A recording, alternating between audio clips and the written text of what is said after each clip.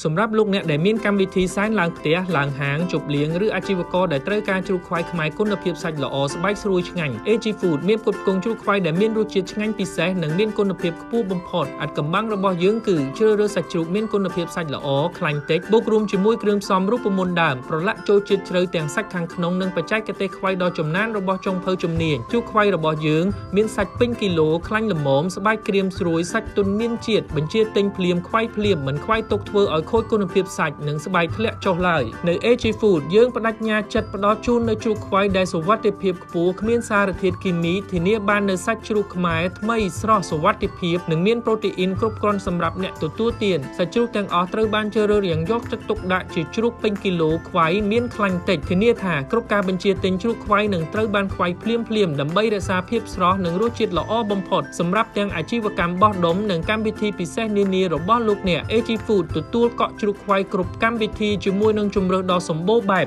នៃទំហំចាប់ពី 2.5 គីឡូក្រាមរហូតដល់ 15 គីឡូក្រាមកាន់តែពិសេសរាល់ការបញ្ជាទិញទាំងអស់នឹងមានបន្ថែមជូននៅទឹកជ្រលក់រសជាតិដើម2រសជាតិដែលជួយបង្កើនរសជាតិជ្រូកខ្វៃឲ្យកាន់តែឆ្ងាញ់ពិសាបញ្ជាទិញឥឡូវនេះតាមរយៈលេខទូរស័ព្ទឬតាមរយៈបណ្ដាញសង្គម AG Food យើងផ្ដល់ជូននៅភាពងាយស្រួលក្នុងការបញ្ជាទិញនិងសេវាកម្មដឹកជញ្ជូនរហ័សទាន់ចិត្ត AG Food កសិផលសុវត្ថិភាពគុណភាពល្អបំផុតរបស់កម្ពុជា